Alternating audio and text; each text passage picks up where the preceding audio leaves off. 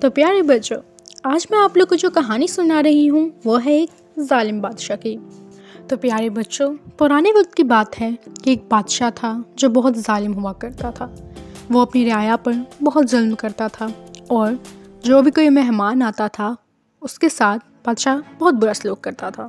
بادشاہ کا سب سے برا کام یہ تھا کہ وہ آئے مہمانوں کو خنزیر کا گوشت کھلاتا تھا، یعنی پگ کا، اور جو بادشاہ کے کہنے پر خنزیر کا گوشت نہیں کھاتا تھا بادشاہ اس کو سزائے موت سنا دیتا تھا اور سر عام پھانسی پہ چڑھا دیتا تھا۔ کچھ بیچارے لوگ ڈر کے مارے کھا لیتے تھے کیونکہ ان کو ابھی مرنا نہیں ہوتا تھا۔ بیچاری رعایا بھی کیا کرتی؟ خیر، ایک دن اس شہر میں بہت ہی نیک اور اچھا انسان آیا جس کا نام عابد تھا۔ شہر میں جو بھی مہمان آتا تھا اس کا محل میں جانا ضروری ہوتا تھا۔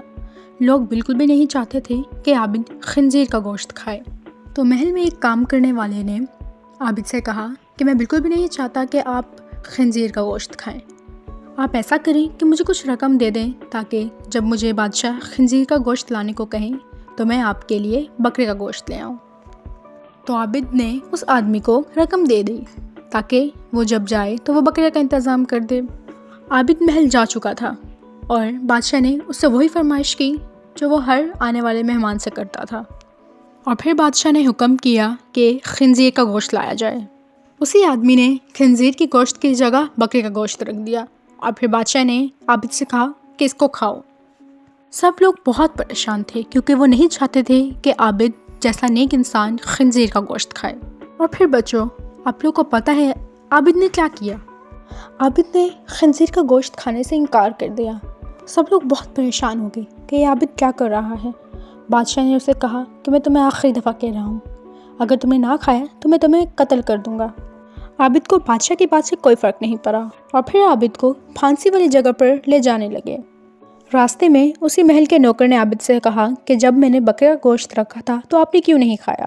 تو اس پہ عابد نے کہا کہ یہ صرف تمہیں اور مجھے معلوم تھا کہ وہ بکرے کا گوشت ہے، لوگوں کو معلوم نہیں تھا۔ اگر میں کھا لیتا تو لوگ کہتے کہ دیکھو اس عابد نے بھی تو کھا لیا تھا تو ہم بھی کھا لیتے ہیں، اور اس طرح وہ لوگ خنزیر کا گوشت کھا لیتے۔ تو میں نہیں چاہتا کہ میری وجہ سے کوئی غلط روایت ادھر قائم ہو، اسی وجہ سے میں نے وہ گوشت نہیں کھایا۔ اور پھر عابد کو پھانسی کے پھندے تک لے جایا گیا اور عابد کو پھانسی دے دی گئی۔ تو بچوں، آپ لوگوں نے اس کہانی سے کیا سبق سیکھا ہے وہ کامنٹ میں ضرور بتائیے گا، اور اگر آپ چاہتے ہیں کہ اس بادشاہ کو اس کے کیے کا سبق ملنا چاہیے تو آپ کامنٹ میں بتائیے گا، تو ہم اس کا پارٹ 2 بنائیں گے۔ تو ہم ملتے ہیں پارٹ 2 میں۔ اگر آپ لوگوں کو کہانی پسند آئے تو سبسکرائب ضرور کیجیے گا۔ اللہ حافظ۔